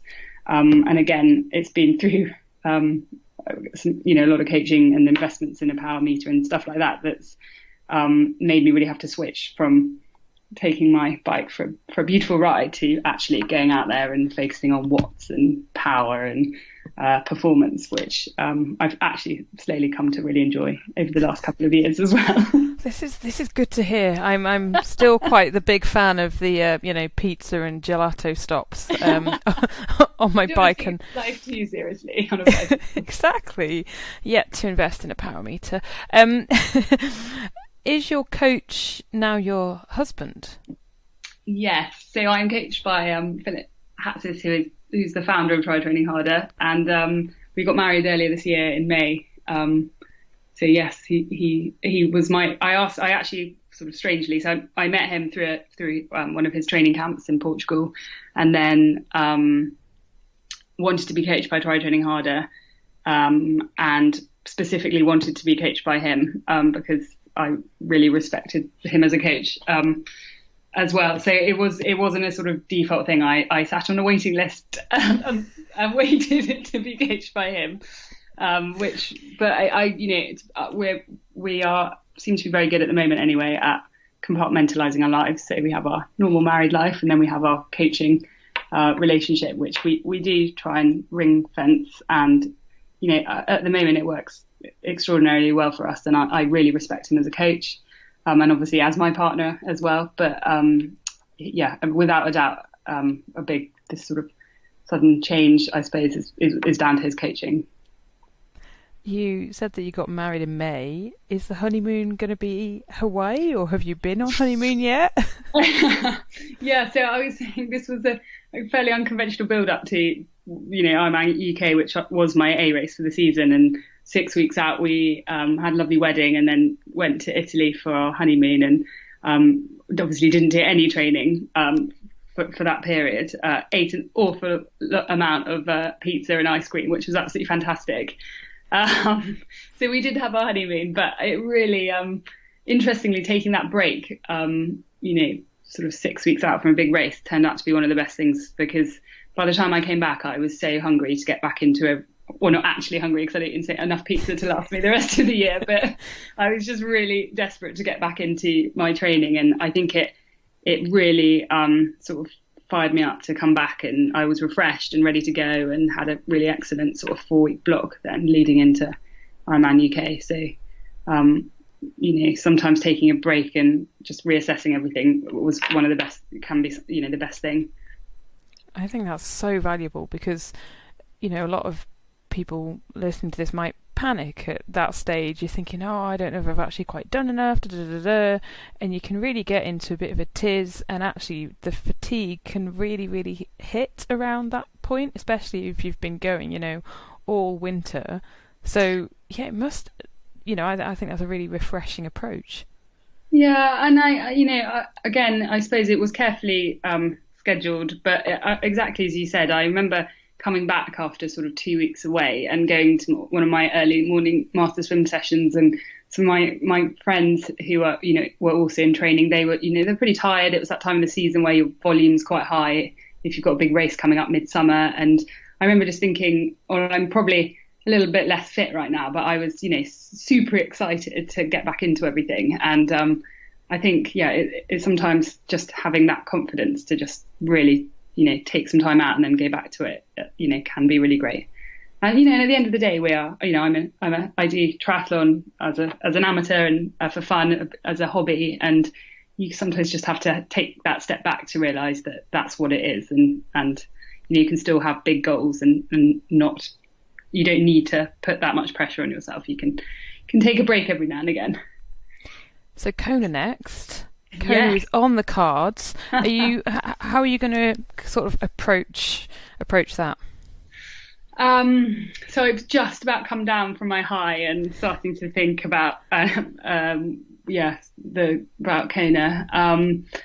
I think it was definitely going to be a bit of a sit down with my coach, but it's I was very lucky actually, and I went out to Kona 2 years ago as a spectator, which I think's really helped me because I watched the race unfold, I experienced it all, and sort of saw what the elements were like. So the sort of shock of being a first timer out there, I think, I'm lucky to have experienced it. So I'm pretty excited. I'm actually, I think my race at Ironman UK has really boosted my confidence, and I'm going to get out there with realistic expectations, but I think I'm pretty excited to get into the next block of training and really see what can happen over the next few weeks. So I'm not sure I know my goal yet, but I think you've got to go and give it everything you can.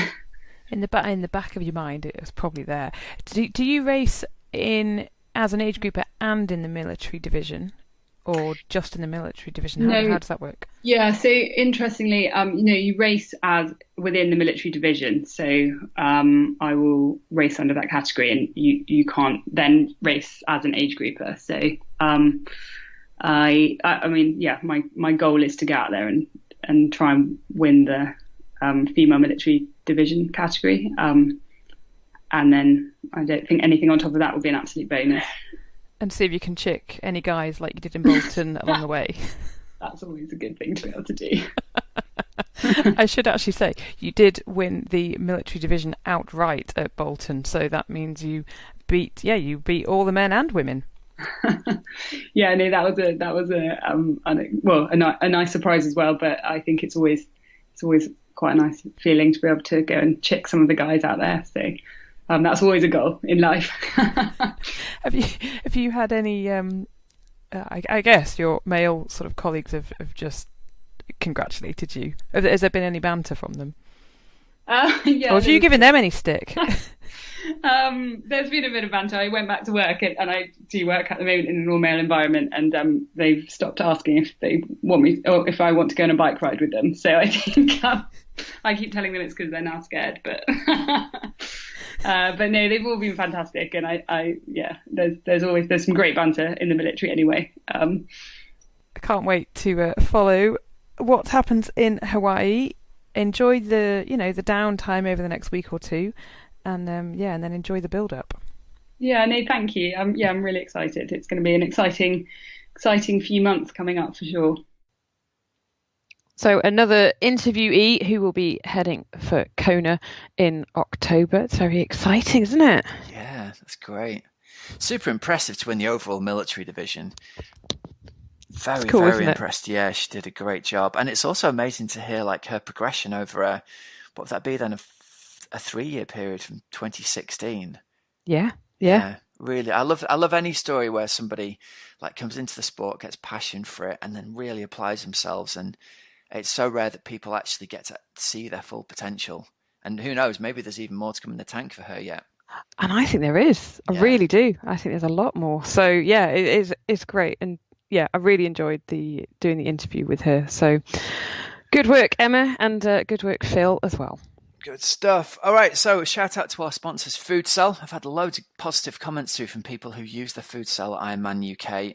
Loads of my friends suffered with the old ejected bottle from the back bottle cage on that course, and people were saying at least I got to keep my solids and my gels on my bike because they were safely tucked inside the Food Cell.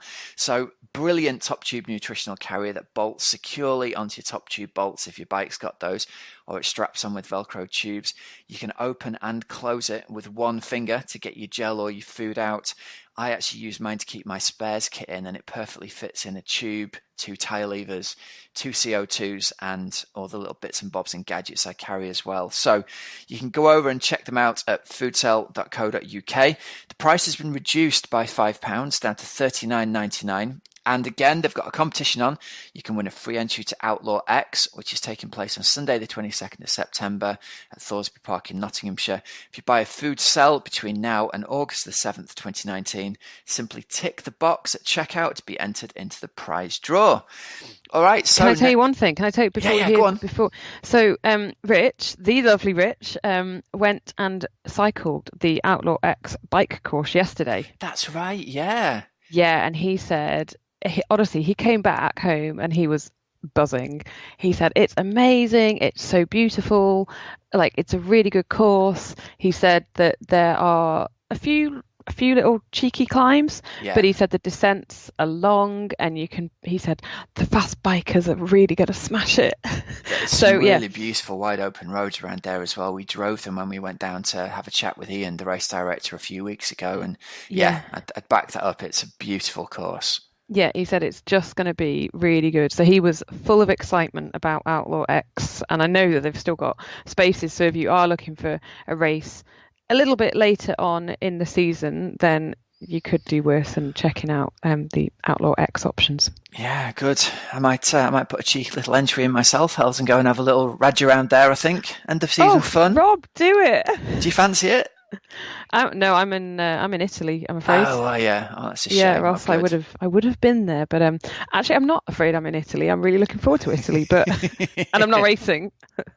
I'm there as a race host.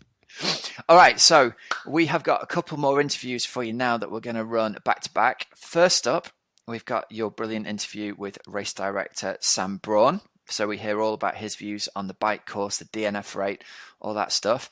And then a few minutes of interview with a local age grouper called Paul Fisher. So here we go. And listener to the show as well. Listener to the show. Awesome. So we'll run these two back to back. So, Sam, how did Bolton go for you? Yeah, I think, Helen, it was probably one of the best Boltons we've had. It's certainly one of the largest. We introduced Night Run this year, where we had a 5 kilometre fun run event on the Friday night, which had over 700 athletes. We then had the world's largest Iron Kids once again with 3,100. And then on the Sunday, we had a brilliant Ironman event. And the conditions held up for us.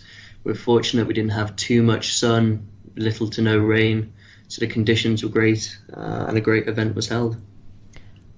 Did it have a different vibe, do you think, without having a pro race this year? I think there certainly was a different vibe. I wouldn't say it was better or worse. I think it really put the stage and cleared the stage for age groupers in the military division. I think the military division was a great opportunity to showcase some great athletes who are in the armed forces or alike, and what they had in their kind of category and wave as such was a really good race, and we had some really good times posted by them, so that was really interesting to see. And I think the exciting thing this year is what we got to call an age group of the champion of Ironman UK, which is first time ever as well. So that was really cool.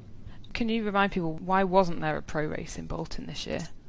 The pro races are now going to be kind of shared between multiple events. There was obviously a first year event in Spain with Ironman Vitoria, and kind of a new global initiative is to swap races in and out with either a pro field of males or a pro field of females, or a joint, depending on the race and the date of which it is. Obviously we had Klagenfurt the week before and Zurich this weekend now, which are obviously big attractors of pro fields, and with Vitoria being a new race, it was deemed that, hey, look, we'll push people into that this year, and next year the pros will come back to Bolton.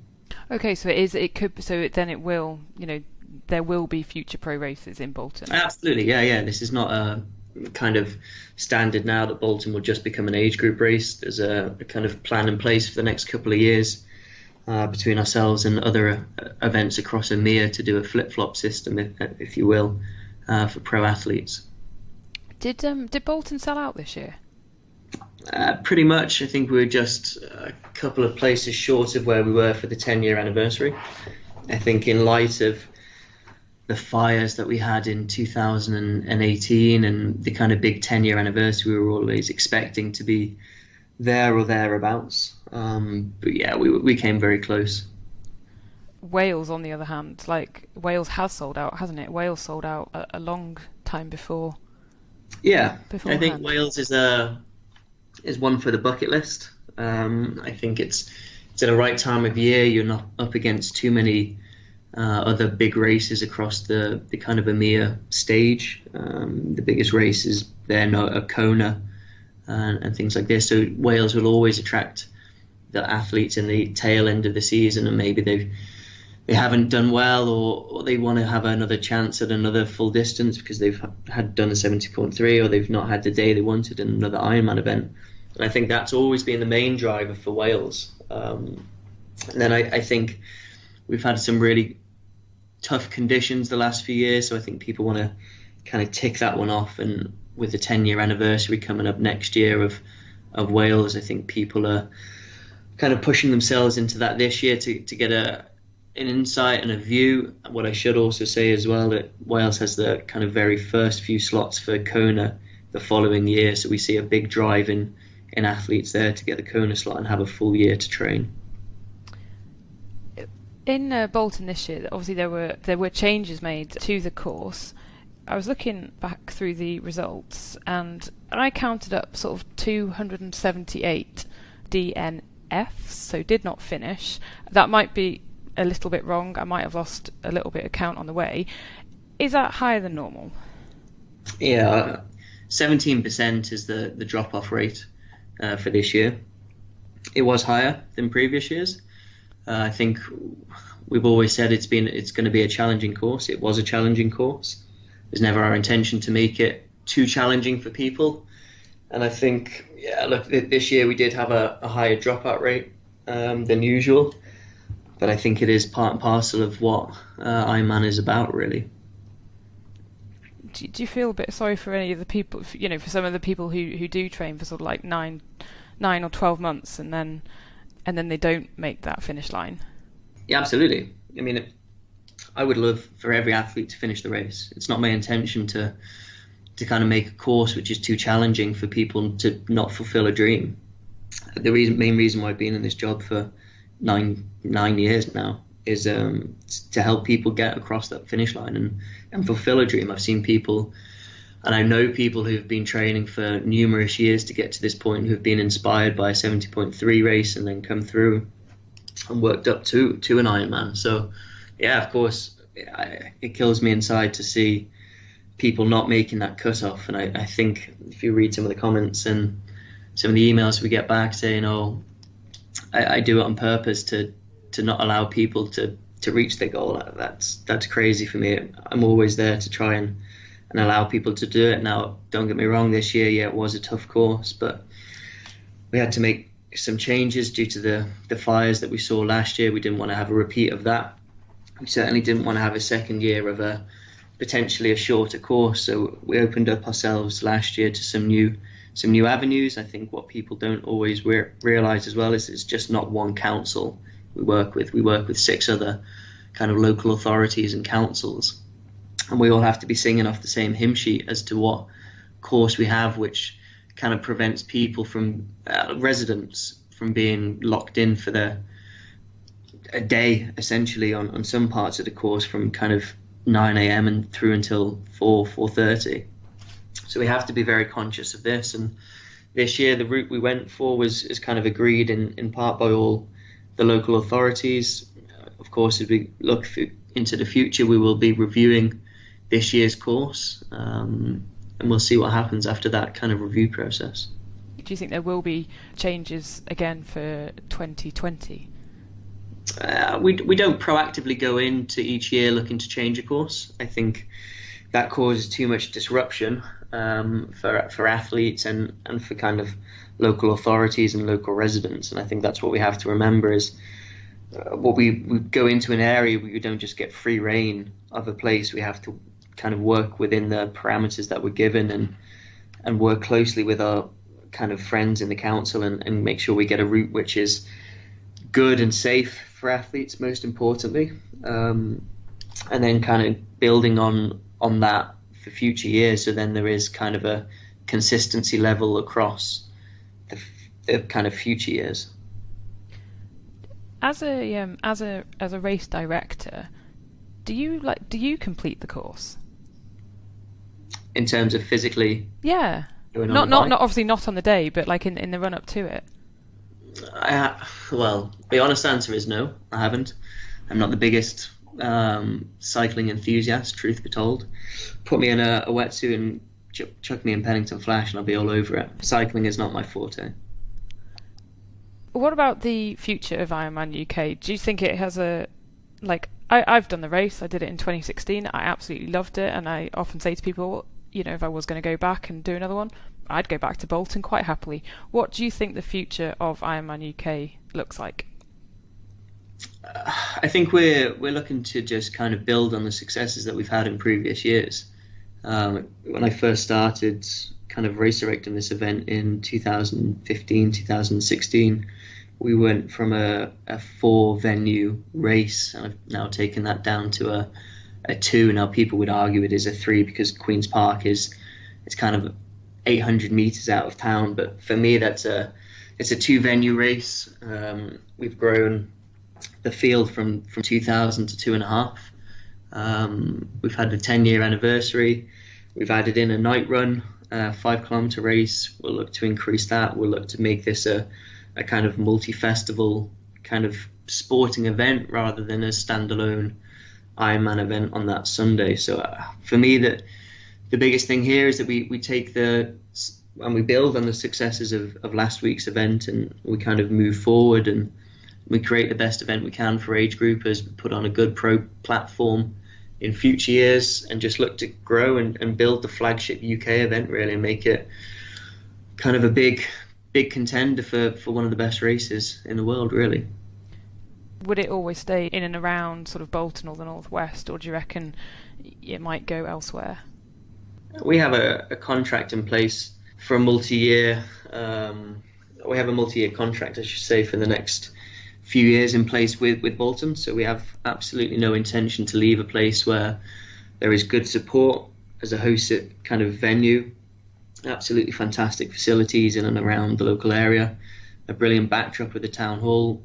I mean, the event is fairly kind of well built within Boltonians now as well. So as far as I'm concerned, I would have no intention to leave that area and move away. Absolutely not.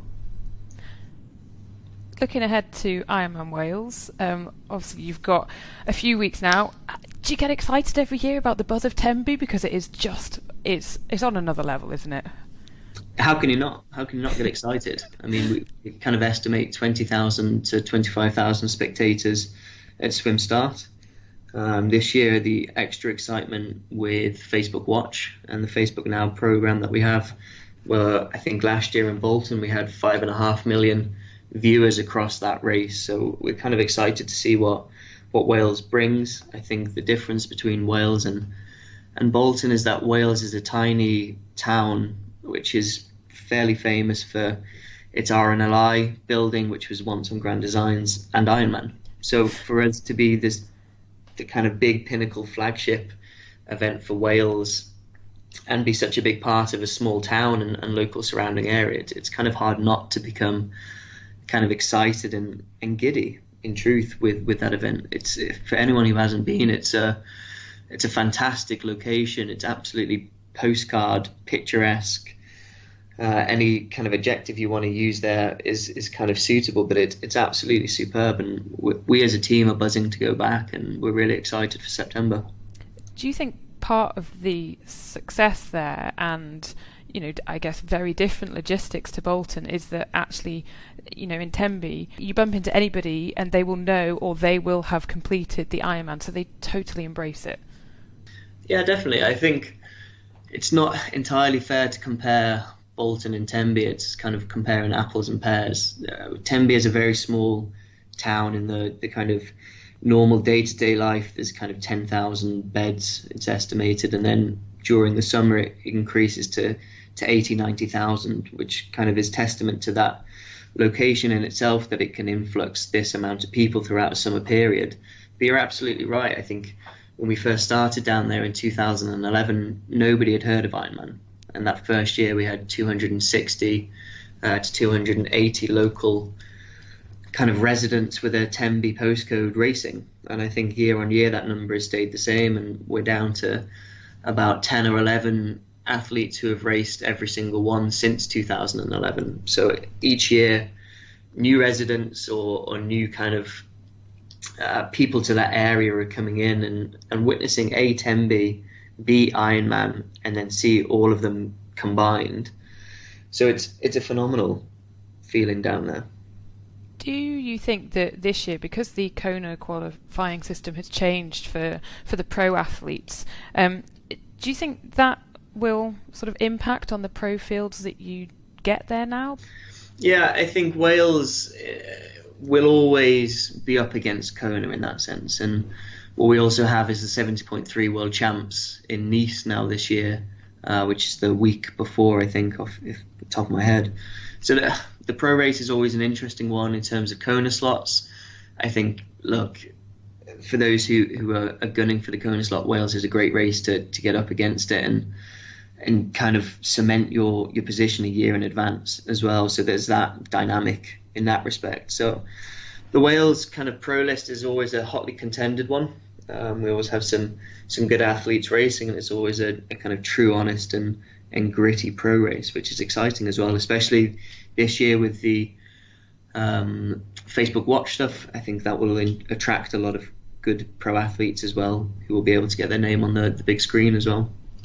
If you had one tip for someone who is going to be doing Ironman Wales for the first time this year, as race director, and you knowing it, since 2011, what would your one tip be? I would give two tips. Okay, you allow two, Sam. Okay. First tip is definitely enjoy and embrace the whole experience. Tembe Ironman is not just a one-day event, it's a full week. If you go down into any restaurant, any bar, any local attraction or area, and you're wearing a piece of Ironman clothing, be prepared to be grilled about how you feel you're going to do. Certainly if you're a foreign athlete or someone who's never done it, you will be absolutely adored down there. The second piece of advice is go down and train on the course beforehand. The sea swim is absolutely fantastic. Pretty much all year round we have athletes racing down there, and especially on the bike course as well. When we first started down there, you would hardly see any cyclists. Now you go down and you can see 50 to 60 at any one point around the course. Either they're on training rides or they're just out with a group, just practicing a section of the course. I'd say it's super important to get to know what you're going to be racing up against in the next kind of, now 60 days or so until the race. So if you get a chance, absolutely pop down, make a weekend of it and enjoy it, because Tembe just embraces Ironman. And can we expect to see any new 70.3 or full distance events in the UK/Ireland over the next year or two? I'd never say never, Helen. We're essentially always on the lookout and keeping our kind of ears to the ground about any upcoming kind of acquisitions that can be made or potential venues which we would like to talk to or would like to talk to us. We are always open, but what I'd say is just watch this space in the future. Growth and triathlon is certainly two words that go together. So we're excited for the future, and I'll just watch this space. That's a very diplomatic answer. So we will watch this space. Sam, thank you so much. Cheers, Helen. Thank you. I've finished UK 3 times and Wales once. Brilliant. So you've done what was the toughest and now what is possibly now the toughest. So first of all, then, how was Ironman UK 2019?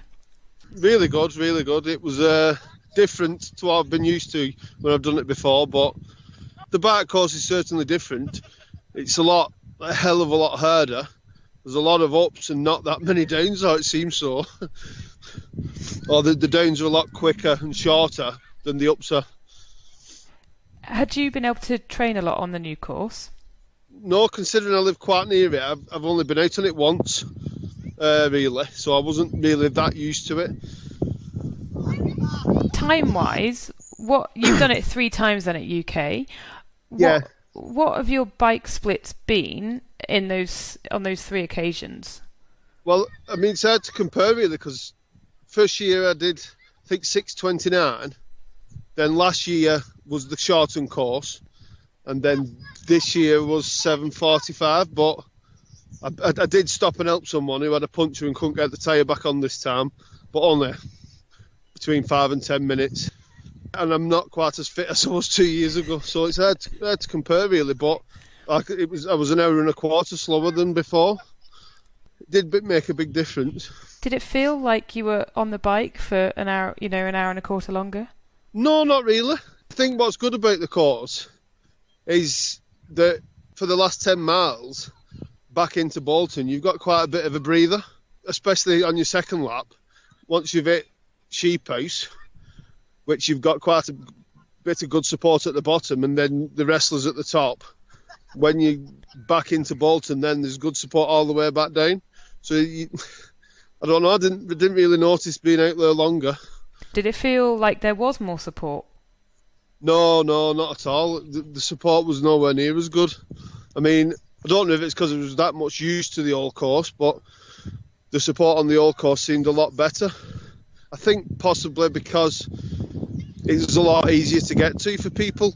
You didn't have Babylon Lane with Charlie Try and Colt. So there was a couple of places where on the first lap was quite well supported, but by the second lap, for me, there wasn't anybody there. How did the new course compare to the bike course at Ironman Wales? A lot tougher, I'd say. At Wales, you do seem to have some long downhills where you can recover, where on that course, you're going up and up and up, and then you seem to be down very quick before you start climbing again and again. And the climbs are not really massively hard or steep, but they just seem to go on and on and on. I was funnily enough, I was chatting to a lad from Pembrokeshire who he said he wouldn't be coming back again. He said the Welsh course is definitely a lot easier. Would you do it again? Yeah, well, I would, yeah. It's in this area where I'm from, and there is a lot of people on the course, and I think that's the good thing about Try. You meet people from other clubs, like Charlie, for instance, and Colt, and you see that people on the course, and you see a lot of people. When I did Wales, I didn't really see anyone I knew out on the course, maybe one or two, but there weren't many. Where you're quite familiar with the course up here, and you do see a lot of people, especially on the run, who you know. Did you think it was too tough? No, I wouldn't say so. I mean, I didn't train. I haven't trained as much as I have for the last couple of years through one thing or another. But I think it's definitely manageable. And if you put the training in, you'll be able to do it. It's an Ironman, isn't it? It's not. It's meant to be tough, but I wouldn't say it's too tough. No. What about your club mates or other friends? How did they find the new course this year? But it's funny because we met up on Monday, and a few of the lads, they was like, "Oh, never again." And then the texts today have been, "Shall we?" So everyone on the day was like, "Oh, it was hard."